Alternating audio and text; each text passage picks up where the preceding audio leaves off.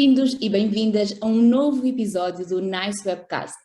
A missão da NICE Mulheres Empreendedoras nasce do forte sentimento de construir uma comunidade de líderes únicas e confiantes, facilitando condições eficazes que permitam que mais mulheres prossigam projetos empreendedores, criando emprego e riqueza para uma sociedade mais equitativa. A nossa convidada de hoje é licenciada e doutorada em Medicina pela Faculdade de Medicina do Porto. É também professora associada desta faculdade desde 2006. É ainda patologista clínica desde 1995 e investigadora sénior no Sintesis, Centro de Investigação em Tecnologias e Serviços de Saúde, desde 2007. Exerceu atividade como patologista clínica do Hospital São João, no Porto, entre 1995 e 2017. É autora e coautora de mais de 150 artigos científicos e capítulos de livros, com diversas participações em projetos científicos com financiamento público e da indústria. É coautora de 2 patentes, o kit e método de detecção de micro-organismos resistentes a um agente terapêutico e o método fluorescente de detecção de micro-organismos resistentes a um agente terapêutico.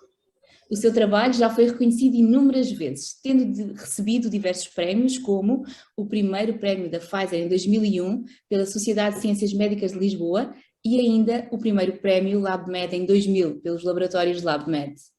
É cofundadora e Scientific Chief Officer de uma spin-off da Universidade do Porto, a FASTINOV, desde 2013.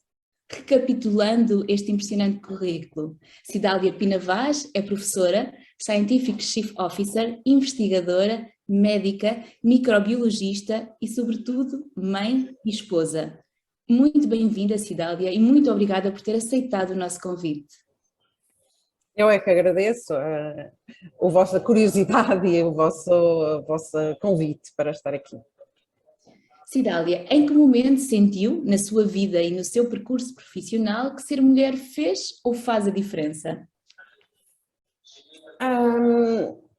É uma coisa que se sente desde cedo e embora o mundo da medicina seja até muito feminino,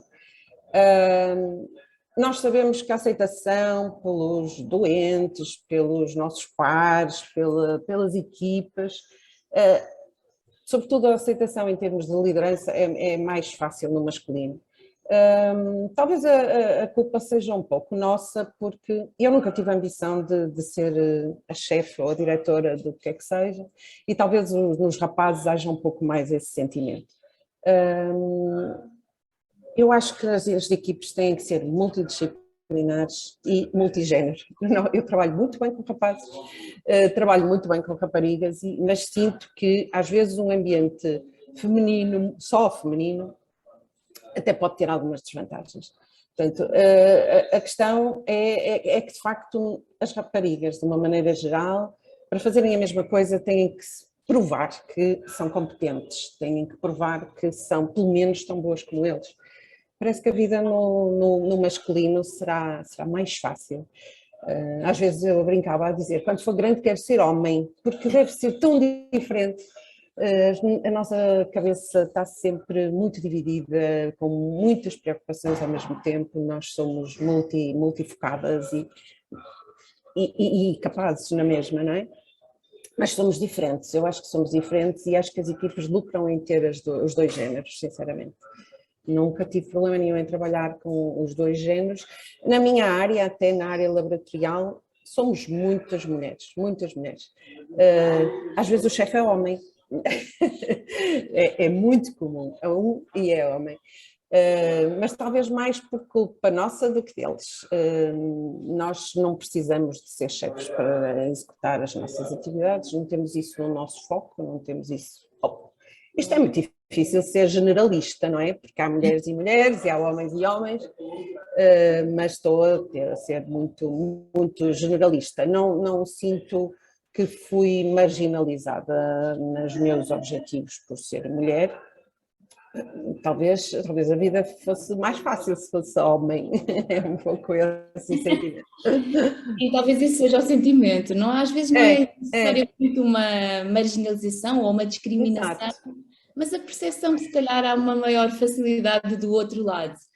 Essas serão ainda as maiores barreiras para as mulheres em pleno século XXI, essa às vezes falta de capacidade de ver alguma desigualdade que ainda exista ou ter maior dificuldade em se chegar à frente? Serão essas as maiores barreiras para as mulheres no século XXI ou existirão outras?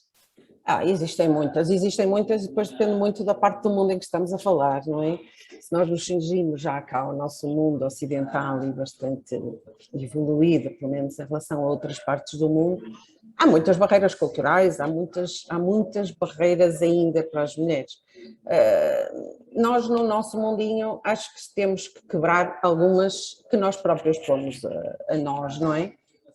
Porque queremos fazer tudo. Eu acho que as mulheres do nosso século, os nossos pais e nós, se calhar a próxima geração já não é bem assim, mas nós quisemos sair de casa porque a casa não nos preenchia completamente, mas ficamos com a casa na mesma, não é? Nós chegamos a casa e tem tudo para nós. Porquê? Porque nós queremos fazer as coisas e achamos que só nós é que fazemos bem e as coisas por nós ficam melhor feitas. Sinto um pouco esse constrangimento de nós queremos ser bons em tudo, não é? Nós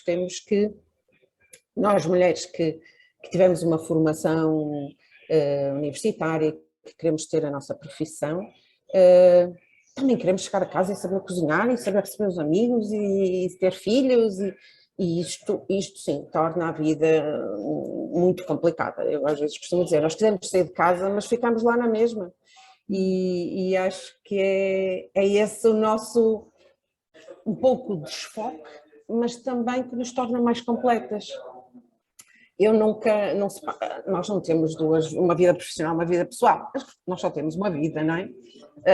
E eu por acaso as pessoas olham para mim como eu tendo muitas vidas, eu tinha a vida no hospital, eu tinha a vida na faculdade e agora tenho a vida na empresa e como é que consegue? Eu só tenho uma vida, eu sou completa e preciso disso tudo.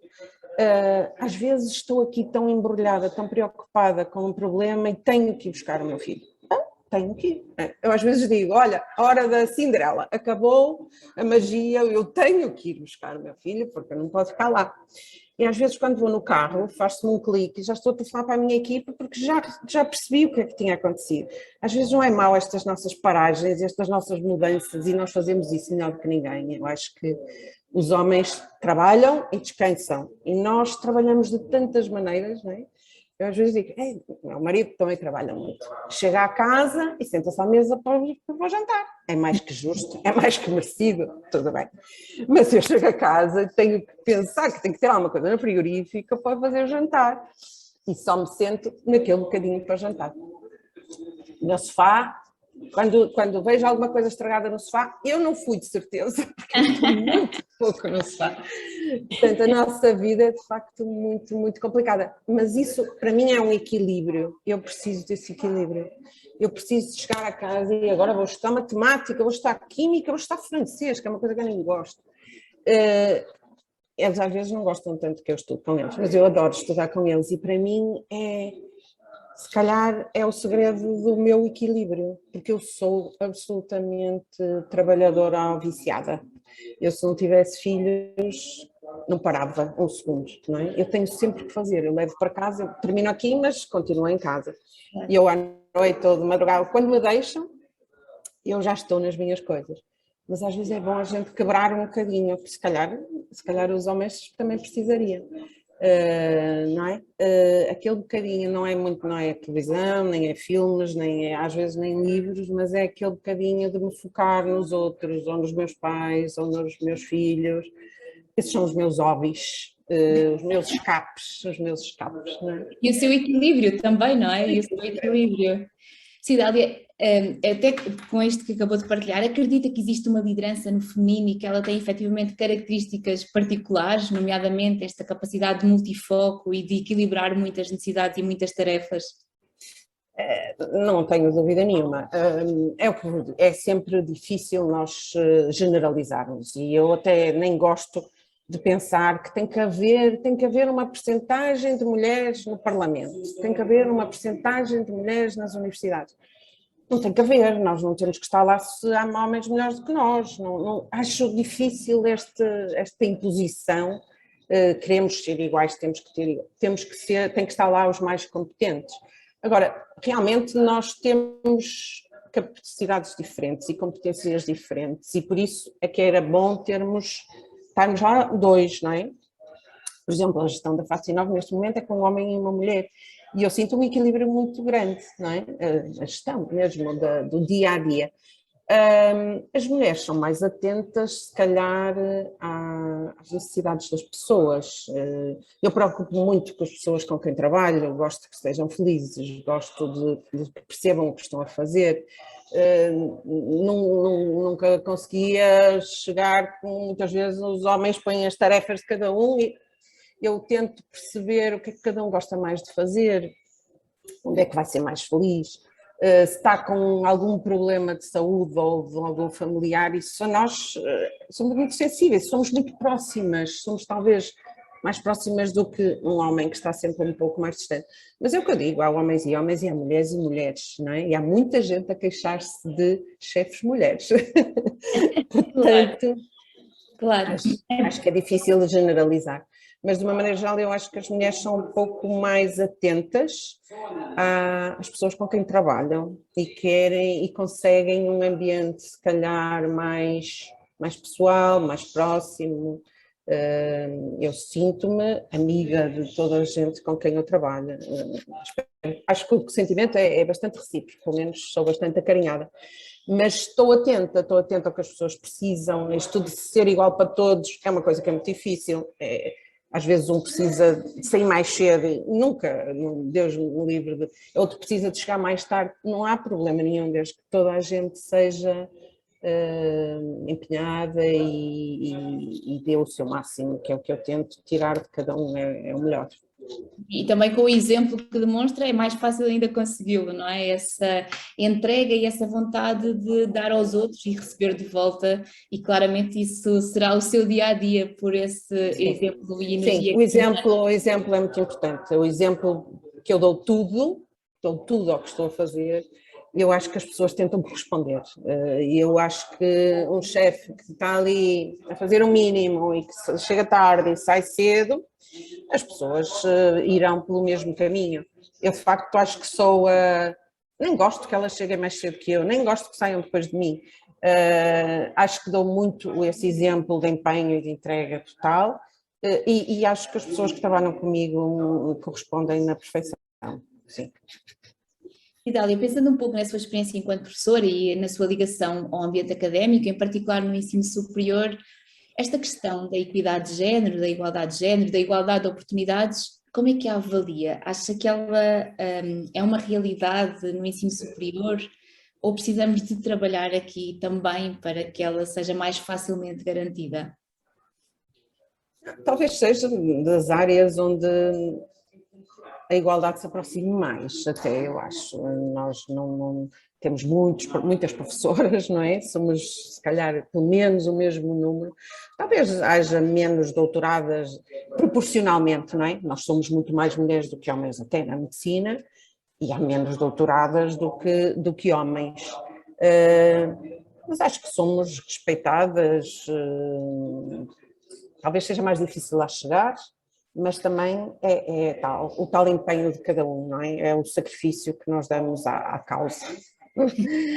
E depois, como professoras, acho que somos respeitadas, temos muitas alunas, também temos e muitas turmas só de meninas, agora até acho um pouco mais, há mais alguns rapazes a conseguir.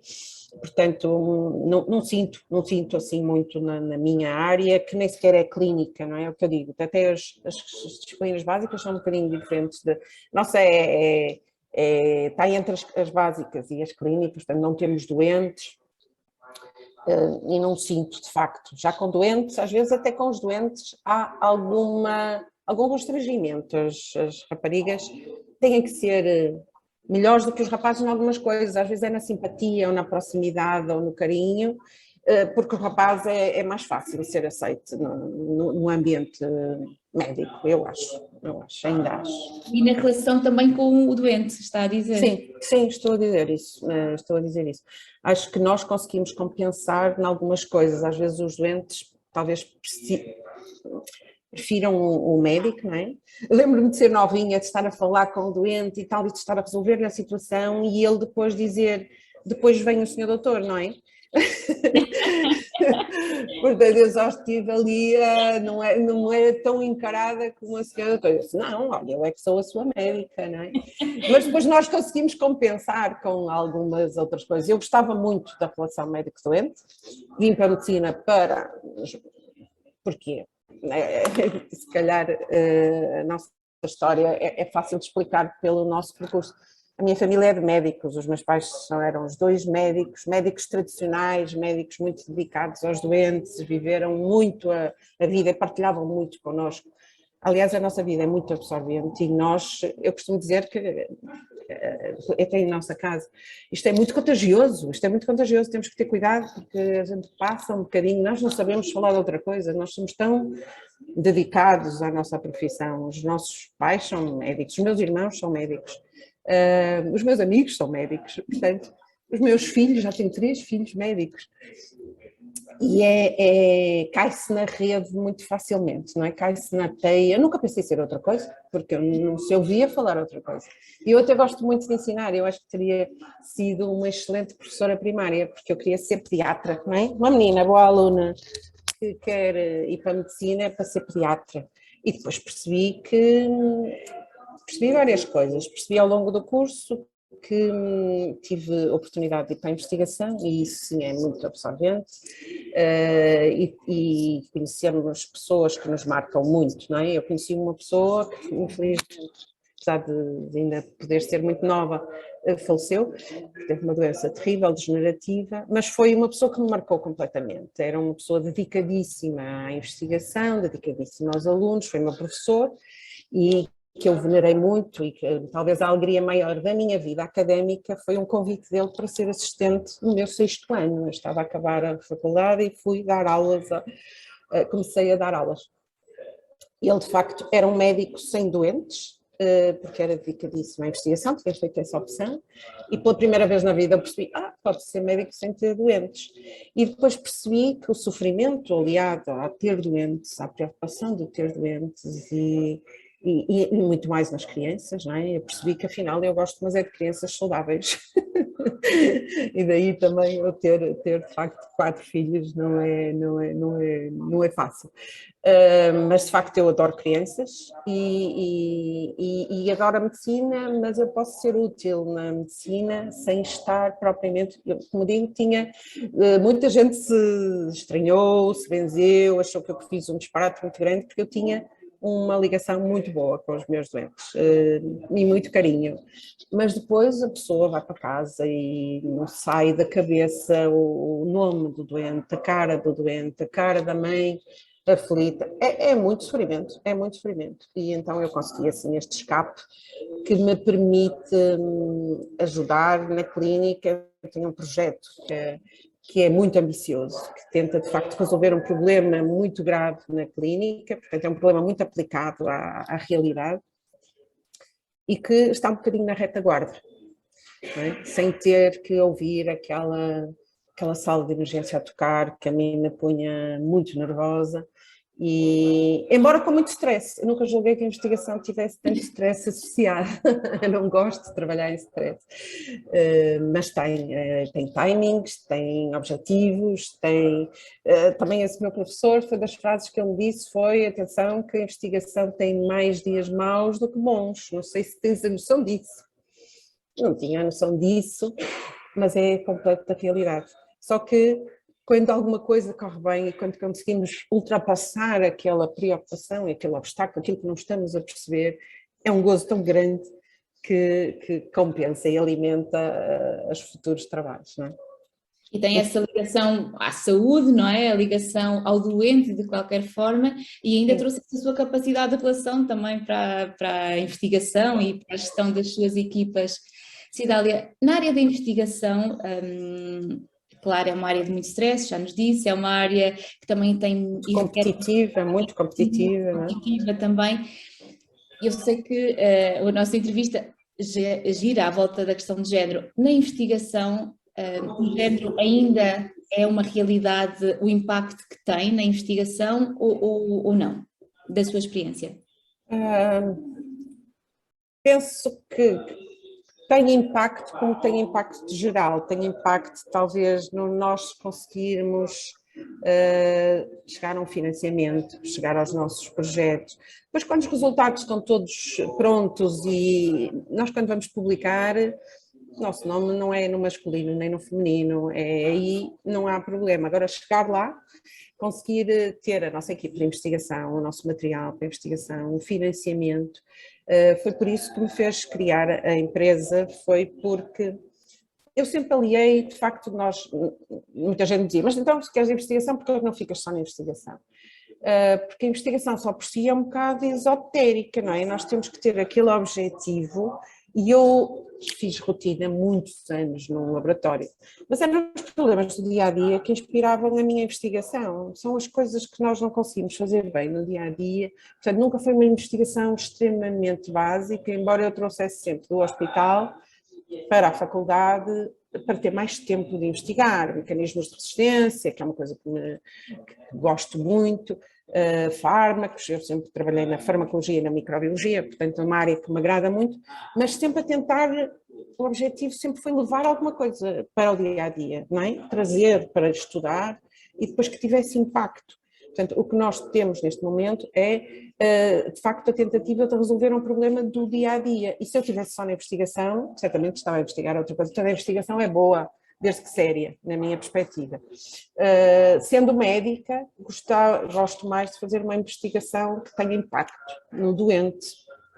E foi esta investigação da translação que tem alimentado este projeto, que é, de facto, tem sido o projeto da minha vida em termos científicos, porque de facto é uma ideia inovadora que pode revolucionar o diagnóstico.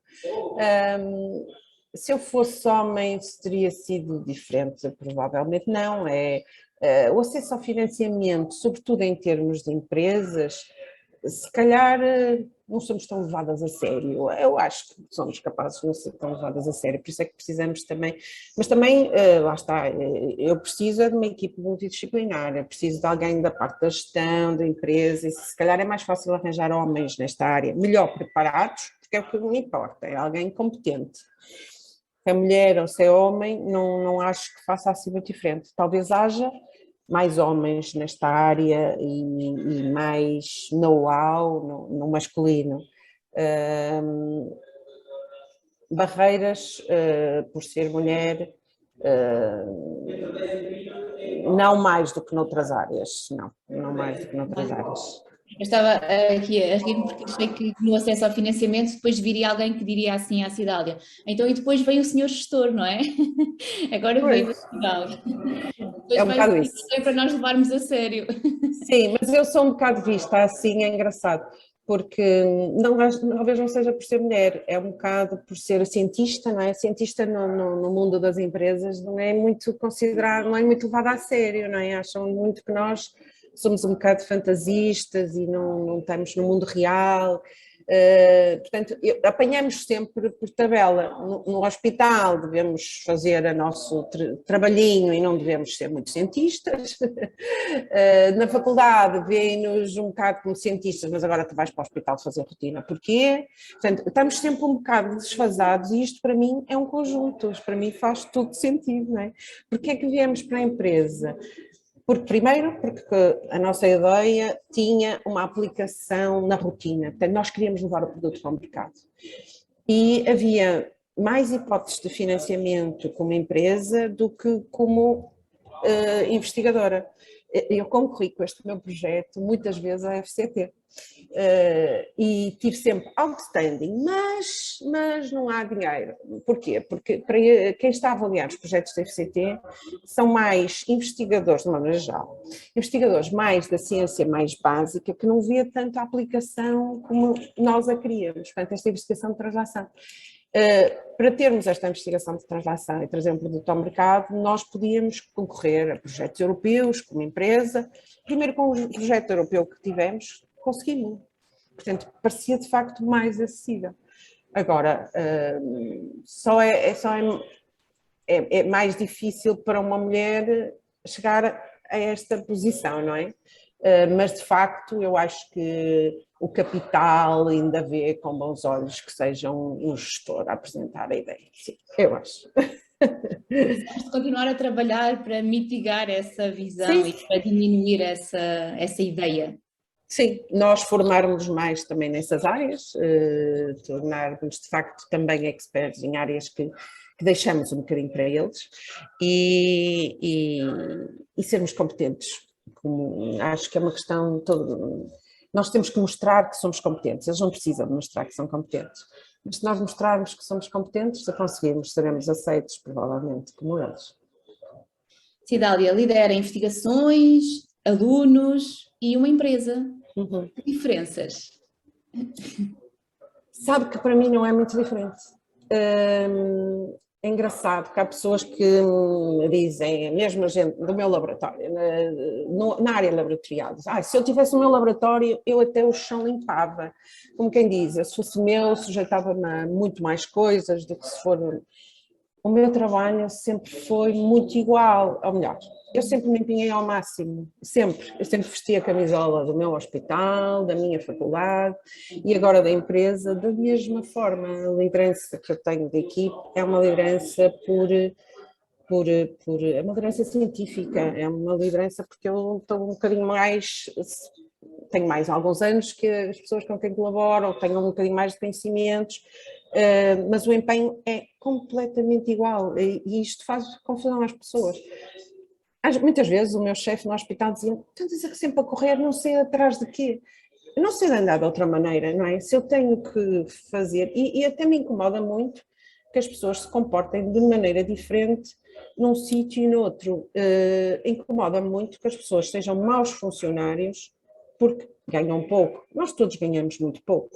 É ridículo. Eu compreendo alguns colegas que são pouco esforçados no hospital, porque aquilo não compensa, fazer noites não compensa, trabalhar tanto não compensa, mas os doentes não têm culpa nenhuma, nós é que aceitamos fazer aquilo com aquele vencimento, que são baixos em Portugal, é verdade. Mas eu não tolero um funcionário num supermercado que responde mal porque ganha pouco ou porque está ali e queria estar a fazer outra coisa.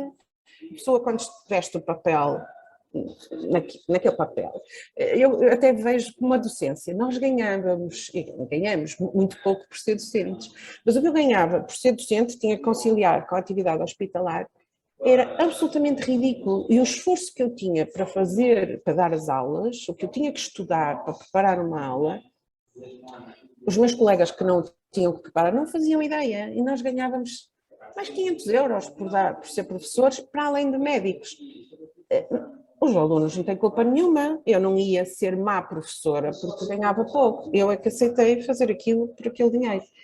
E aqui na empresa é exatamente a mesma coisa, isto é um bocadinho meu, é uma ideia que foi minha e que aprezo muito e que farei tudo para ser bem sucedida, mas quando eu digo tudo, é tudo, é fim de semana, é noites, não consegui fazer de dia, eu tenho que fazer de noite, não é? É mesmo, o empenho é total. Mas sempre foi, nem consigo conceber a vida de outra maneira, não é? A pessoa tem que se atirar, tem que fazer o que está a fazer, tem que fazer bem feito. Se ganha muito, se ganha pouco, se tem um horário muito pesado, somos muito sobrecarregados. É incrível a quantidade de horas que os internos têm que fazer, porque têm que... Chegou a hora de ir embora, mas há uma cirurgia que têm que ver, e os meus filhos estão a passar exatamente pela mesma coisa, ainda mais, cada vez pior, cada vez pior. A competição é muito grande, portanto eles têm que mostrar que estão interessados, eles têm que mostrar que fazer. E ir embora não está entram às 7h30, 8 horas e nunca têm hora para sair, ir embora é quando já não há mais nada para fazer. E é esse o empenho que sempre pus nas coisas. Portanto, para mim não é muito diferente liderar alunos, ou liderar uma equipe de investigação, ou liderar aqui a empresa. É muito igual para mim. É fruto de muito empenho sempre e isso Sempre. implica saber lidar com tudo o que é necessário, com tudo o que está a acontecer. Cidália, já foi falando disto ao longo da nossa conversa, tem um impressionante percurso profissional, mas diz que a sua principal missão é ser mãe. Como é ser mãe, investigadora e professora e empresária? No fundo, como é que consegue fazer isto tudo? não se faz tudo bem, não se faz tudo bem, não sou. Eu digo que é a minha principal missão, porque médicos há muitos, investigadores há muitos, e os meus filhos só têm uma mãe, não é? É mais difícil de nos substituirmos.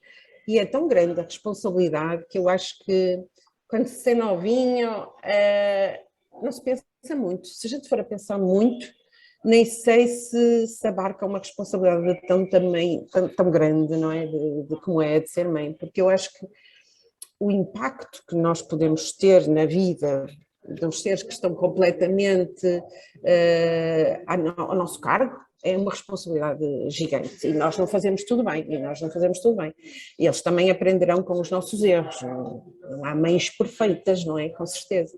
Mas de facto é onde eu me sinto, é aquele papel que eu sinto que não posso passar a outros para fazer.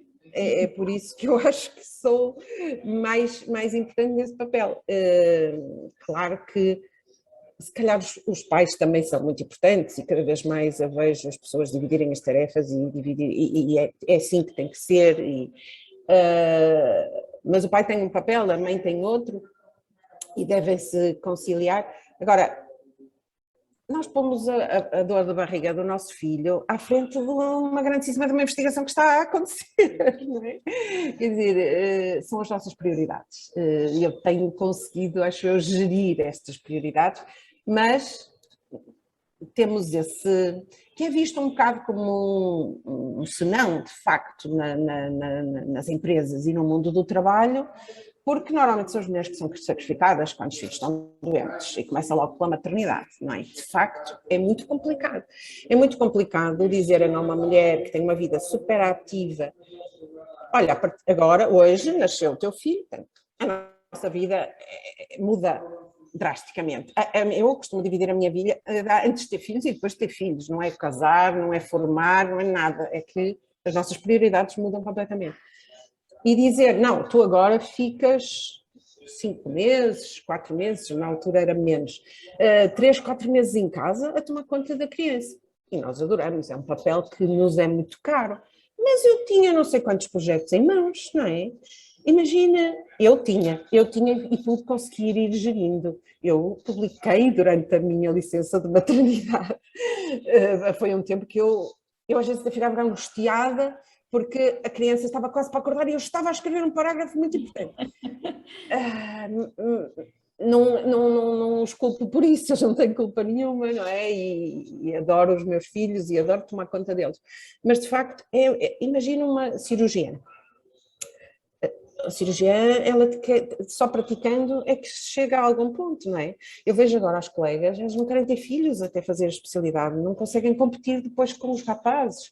Isto é muito mau, uma pessoa parar a sua atividade, eu tive 2 filhos durante o meu internato e não senti muito prejuízo com isso, lá está, mas fui eu que fui conciliando as coisas, eu tinha uma sorte muito grande, que o nosso laboratório era, um laboratório de investigação, era pouquíssima gente a trabalhar, eu levei muitas vezes a bebê para trabalhar para o laboratório. Nós fomos para a Suécia, nós estávamos aí para a Suécia e o meu marido, ele tinha o orientador de doutoramento dele, era sueco, nós íamos nas nossas férias, nós sacrificamos imenso, nós íamos nas nossas férias fazer os estágios para a Suécia. E eu fui na minha licença de maternidade, com o bebê, para a Suécia. Tínhamos um laboratório que era só nosso, nós fomos os felizardos nesse aspecto, toda a gente achava um piadão, toda a gente ia ver o bebê, e nós trabalhávamos imenso, eu vinha com o carrinho à meia-noite para casa e o meu marido ainda tornava para lá. Um disparate. Mas eu compreendo que é muito difícil a uma pessoa que está no auge da sua carreira, agora vais parar e vais ser mãe. E a sociedade até vê mal com maus olhos a gente não ser uma mãe ali extremosa a dar só para a criança aquele período. É complicado porque a nossa vida não para assim, não é? Nós temos a nossa atividade que de um momento para o outro se vê cortada. E os rapazes não têm este problema, portanto realmente temos que arranjar alguns, agora já obrigam os rapazes a ter a licença de paternidade, que no princípio nem sequer era visto com bons olhos, mas agora é mesmo obrigatório. E eu acho que agora eles podem, se calhar, dar um bocadinho mais valor ao que isso é. Nós todos gostamos muito dos bebés, é um período fantástico, passa muito rápido, mas é uma aparência na vida profissional que tem impacto, não vou dizer que não. Eu estudei muito com os meus filhos ao colo, os meus filhos tinham 2 anos e já sabiam as letras nos formatos mais variados, porque o que eles veem à frente são letras, não é? Portanto, é possível alguma coisa conciliar, e eu quis ir para um laboratório também porque a vida dos meus pais era de doidos. A minha mãe chegava a casa às 10h30 da noite e 11 da noite, eram outros tempos, nós tínhamos empregada, mas eu não quis ser isso, eu não queria ter uma vida tão preenchida. Portanto, eu quero ter a minha vida que possa também acompanhar os meus filhos e que possa ir buscá-los à escola. Eu posso pôr uma carrinha a buscá-los, mas eu chego a casa e não está lá ninguém. Eu prefiro estar eu. Agora é com muito sacrifício, porque mal acabam os deveres eu torno para as minhas coisas, não é? E é uma vida de malucos. Não se faz tudo bem, provavelmente teria conseguido outras coisas se não tivesse tido a eles, mas eu preciso deles, completam-me. É um grande motivo de orgulho da minha vida, não é? Portanto, também é um feito, é um equilíbrio. É o equilíbrio que falava, não é? Mas na verdade continua a ser aí talvez um dos principais entraves a uma efetiva equidade de género, a questão da maternidade, que... Não há dúvida nenhuma, não há dúvida nenhuma. Até nas contratações a gente percebe que vão contratar um médico, já tiveste filhos ou não tiveste filhos? Não tiveste filhos, vais já entrar na licença de maternidade, eu não vou poder contar contigo. É inevitável, não é? Mas os filhos não se fazem sozinhos, não é? O mundo precisa de continuar, não é? E o mundo precisa de continuar, portanto a maternidade é essencial. É, quase que, e vai ter que ser estimulada, porque as pessoas, por um lado, não têm grandes condições para dar aos filhos, ou aumentaram os graus de exigência do que queremos dar aos filhos, só quando tivermos muitas condições é que os vamos ter, e pode nunca ser, não é? Ser tarde demais. E o mundo do trabalho penaliza muitas mulheres, sem dúvida nenhuma, sem dúvida nenhuma. A Cidália é mãe de 4 filhos, antes falou aqui de 3, já médico. É 3 mais 1, é como eu costumo dizer, é 3 mais 1, são todos do mesmo casamento, mas de facto tivemos 3 muito seguidos e depois tivemos ali um intervalo e foi quase aquele acidente bom e veio mais um que é quase filho já dos outros. Eu tenho uma diferença de quase 10 anos, portanto eu ainda tenho um filho adolescente e já tenho 3 médicos de facto, que são o motivo do nosso orgulho. E às vezes quando a sua vida corre mal e as coisas têm muitas preocupações e as preocupações de uma empresa são de facto diferentes, porque nós somos a cara da empresa e temos que chegar ao fim do mês e pagar aos funcionários, e isso era uma preocupação nova, porque eu não tinha, mas olhamos para trás, não, tenho uns filhos fantásticos e completa-nos, e pelo menos isso nós é uma coisa que de facto temos muito orgulho e eles são de facto muito importantes para nós, sim. E a Cidália tem 2 raparigas e 2 rapazes, estou certa? 2 raparigas e 2 rapazes. Sendo que esta questão do sexo teve alguma influência no processo educativo ou não? Não teve. Acho que não. Eles vão ter até profissões idênticas. Eu sinto que de facto as raparigas acabam por ter que também na área delas provar mais que são capazes, igual aos rapazes. Mas eu tenho que ir porque eu não sei quantos fica e tal, eles são mais entregues ao trabalho. Portanto, neste momento eu não vejo diferença, nós educamos de modo igual. Aquelas coisas muito tradicionais, até acho que tenho um rapaz que gosta muito mais de cozinhar para nós do que gostam as raparigas, e eu estimulo imenso, eu gosto imenso disso. A nossa educação foi muito igual, embora a gente saiba que o mundo cá fora não é igual para os sexos, não é?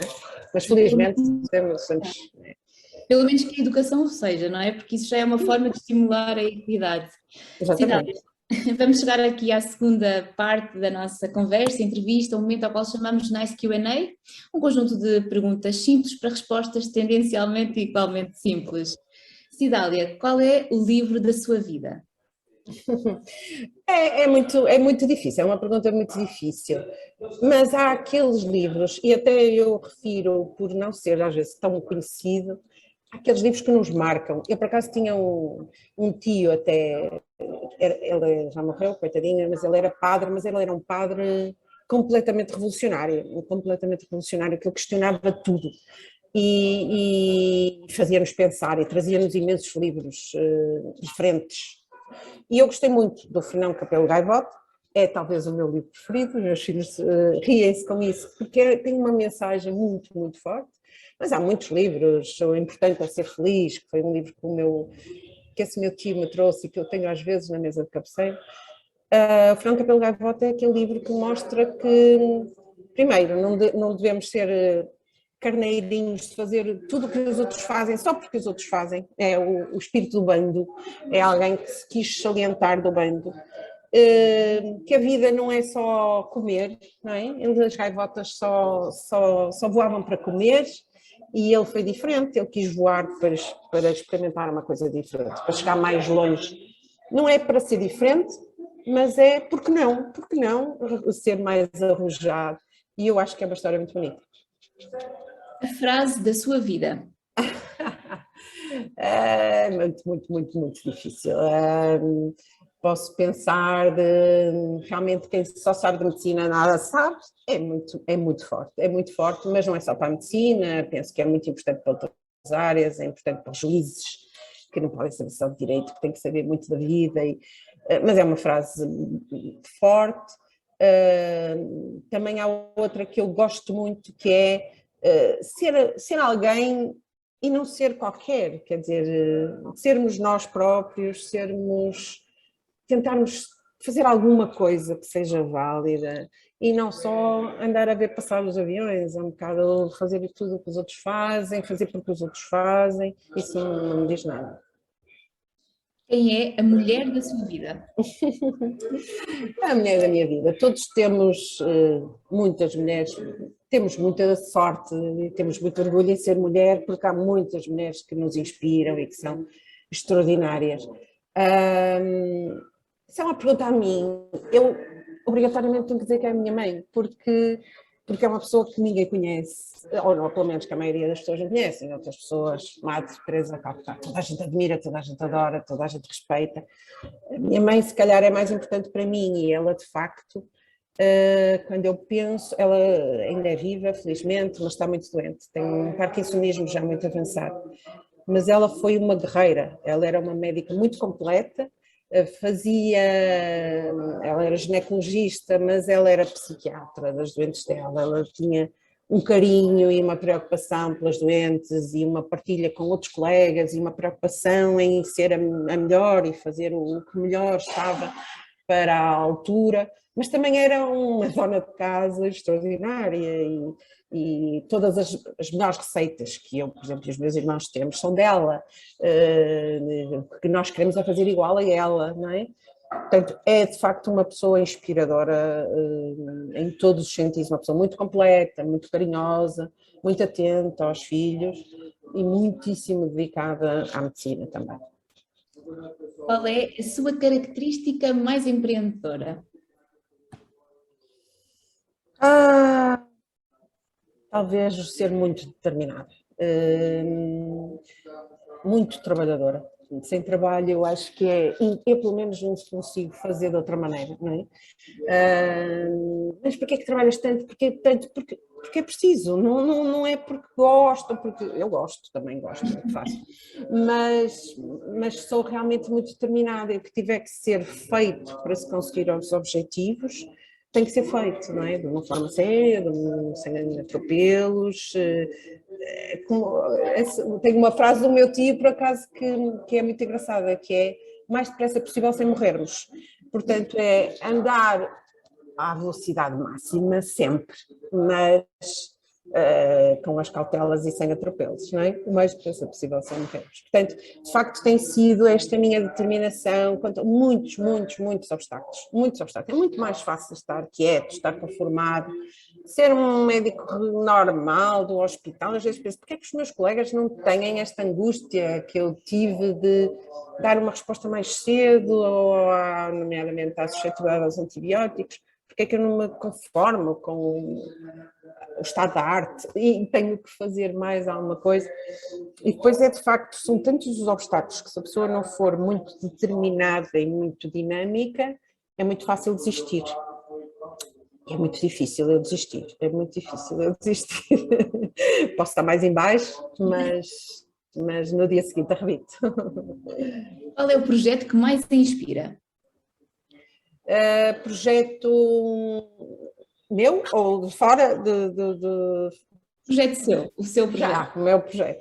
Pronto, porque eu aprecio, por exemplo, muito projetos de voluntariado, já fiz alguma coisa, quero fazer mais e ainda hei de fazer mais e aprecio muita gente que dedica um bocadinho do seu tempo aos outros e acho, dou-lhe muito valor. Eu aprecio muito este meu projeto, eu sou muito dedicada a ele porque eu acredito nele. Nós estamos com um problema terrível de resistências aos antibióticos, nós estamos a ficar sem antibióticos para tratar os nossos doentes. Aquilo que foi uma revolução quando veio a penicilina, os primeiros antibióticos, nós começamos a achar que éramos indestrutíveis, nós conseguimos tratar a infecção, então recuperamos imensos doentes, conseguimos fazer cirurgias de ponta, porque depois temos os antibióticos, se alguma coisa correr mal e para salvaguardar a infecção, nós conseguimos destruir as defesas todas dos doentes, porque lhes queremos tratar as células malignas e acabamos por destruir as defesas de um doente, mas temos os antibióticos de salvaguarda. Nós, sem antibióticos para tratar os doentes, vai ser um retrocesso imenso na medicina, nós vamos deixar de poder fazer aquilo que estamos habituados a fazer. Eu sou uma pessoa otimista por natureza, portanto acho que, por muito mal às vezes que veja a poluição, o ambiente, eu acho que nós vamos conseguir dar a volta. Não sei se conseguimos, mas podemos tentar. O homem também é capaz de coisas muito válidas. E eu tive, de facto, uma ideia que foi tentar fazer de outra maneira os testes de suscetibilidade. Os testes de suscetibilidade, neste momento, mesmo os automáticos e em todo o mundo que está a ser feito, são testes que demoram. E nós só conseguimos, por exemplo, uma vulgar infecção urinária entra-nos a urina no laboratório, eu só consigo dizer daqui a 2 dias a que ele é suscetível. O que é que faz? O doente está com infecção urinária, o doente está com sintomas, o meu colega tem que tratar, não é? E então a minha preocupação foi como é que nós havemos de dar esta resposta mais rápida. Todos os laboratórios dão respostas rápidas neste momento, é inconcebível, um doente está a sangrar, passado uns segundos sabe quanto é que tem de hemoglobina, eu sei se tenho que o transfundir ou não, um doente diabético, eu sei em segundos se a glicose está alta ou baixa, como é que eu tenho que tratar. Na infecção, na nossa área, nós fazemos o que está preconizado, damos uma resposta com acuidade, mas o clínico tem que tratar antes de saber o nosso resultado. E eu às vezes dizia, nós estamos aqui com este trabalho todo e a nossa resposta não vai servir para nada, não vai servir para nada, porque o doente que precisa muito dela já morreu e o doente que não precisa, olha, mais valia estarmos quietos. E então foi sempre esta minha vontade de perceber, e depois a microbiologia clássica para mim é muito cega, não se consegue perceber o que é que está a acontecer às células quando estamos a dar um antibiótico. Então eu comecei a usar um equipamento que é usado noutras áreas laboratoriais, que eu trouxe para a área da microbiologia, porque ele me consegue, nós estamos a conseguir dar uma resposta aos antibióticos, por exemplo, numa hemocultura, quando o doente tem bactérias no sangue, é a situação clínica mais grave que temos, e nós demoramos 2 dias a dar a resposta. Nós aqui, agora com a nossa solução, que já foi testada em Madrid, e que tenho bastante orgulho como que conseguimos, que ainda haverá muita margem para melhoria, mas que neste momento temos o produto certificado, podemos ir para o mercado, embora seja uma aventura muito grande, e ainda haja muita coisa por fazer, nós conseguimos em 2 horas. Portanto, o clínico pode de facto dar uma medicação ajustada àquele doente, sem ter que estar a adivinhar, não é? Porque nós quando criticamos até os médicos por darem às vezes terapêuticas que não são necessárias, eles deitam a matar. Mas é o doente deles, não é? É o doente deles, a função do médico é salvar a vida daquele doente e é difícil para um médico estar a pensar, não, mas eu vou aumentar as resistências na comunidade em geral e depois eu não vou... Não, eu quero é resolver o problema do meu doente. E assim, eu posso lhe dizer, não, olha, não precisas de dar 2 fármacos, não precisas de dar um como largo espectro, porque esta bactéria é inofensivazinha. Vamos poupar, de facto, os antibióticos para as situações mais graves. E isto é essencial, tenho tido, de facto, muito boa colheita, os meus colegas clínicos estão sedentos desta solução e nós temos tido muito boa receptividade a nível internacional. Tínhamos nós saúde, coragem e meios de lá chegar, não é? Eu, Mas eu acredito no meu eu projeto. quase que consigo adivinhar a resposta à próxima pergunta, que é, qual é o seu sonho para um futuro próximo? Pois, pronto, o meu sonho de facto é um desafio gigante, é ver um produto que foi fruto da nossa investigação no mercado internacional, na rotina do dia a dia e ver que fez a diferença. Esse é o sonho, acho que, de um investigador. É o que eu digo, toda a investigação é boa e um bocadinho que se acrescenta à investigação, no conhecimento de um gene ou de um mecanismo de resistência, vai ter o seu impacto, mas este projeto podia ter um impacto significativo na vida dos hospitais. E eu gostava muito de o ver na rotina, embora seja, como compreende, um stress, uma responsabilidade, vê-lo ver a nossa criança, não é? Aquele projeto que era um projeto de investigação, vê-lo a funcionar na rotina de um hospital e a dar uma resposta a um doente e isso mudar, de facto, a atitude de um médico. Esse é um desafio muito engraçado, que eu só vou descansar quando vir lá, não é? E eu É esse era o capaz de objetivo. desconfiar que mesmo aí não vai descansar, vai continuar a querer fazer mais e melhor. Cidália, Sim. uma forma de encorajar as mulheres. Uma forma de encorajar as mulheres. Nós somos capazes de coisas fantásticas. Tão capazes intelectualmente, completamente como os rapazes. Temos que ser mais focadas, temos que nos dedicar a fundo e repartir também as tarefas que eram nossas, também não podem continuar a ser nossas, só, não é?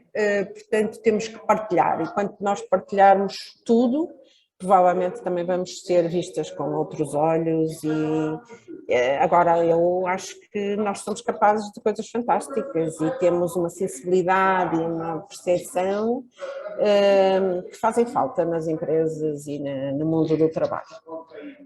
E numa palavra, ser mulher empreendedora é? Ser maluca? Não. Ser corajosa, não ter muito medo dos desafios, ser, uma palavra que está muito, muito em voga agora, ser resiliente, não é? Ser de facto, conseguir ultrapassar os obstáculos, ser persistente, mas ter uma boa dose de coragem e de deixar o medo atrás das costas, não é? De não hesitar. Eu acho que temos que ser determinadas, de facto. Experimentar as coisas, é o que eu digo, se eu não arriscasse, eu saí de um hospital, interrompi a minha atividade hospitalar para me dedicar quando eu tive um projeto europeu. E troquei o certo por um incerto, não há dúvida. Mas se eu não arriscasse, eu ia ficar com esta mágoa para o resto da vida. Será que aquilo ia dar alguma coisa? Será que eu ia conseguir pôr um teste no mercado? Se não for eu com o meu entusiasmo, porque fui eu que desde o início tive a ideia, ninguém vai pegar na ideia como nós, não é? Ninguém vai ultrapassar os obstáculos como nós, porque nós sabemos, ou confiamos tanto que isto vai dar alguma coisa, ultrapassamos mais facilmente os obstáculos. Portanto, tem que se arriscar, tem que se tentar, tem que se viver, no fundo, não é?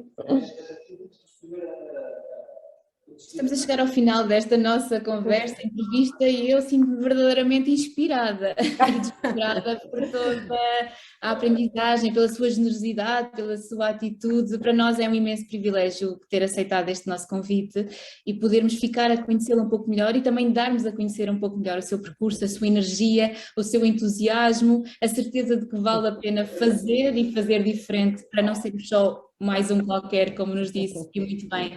Cidália, muito Obrigada. Eu é que agradeço, foi muito agradável, são sempre momentos até de reflexão interna que parámos um bocadinho para pensar e foi muito agradável realmente. Muito obrigada. Muito obrigada. Chegamos ao fim de mais um episódio do Nice Webcast.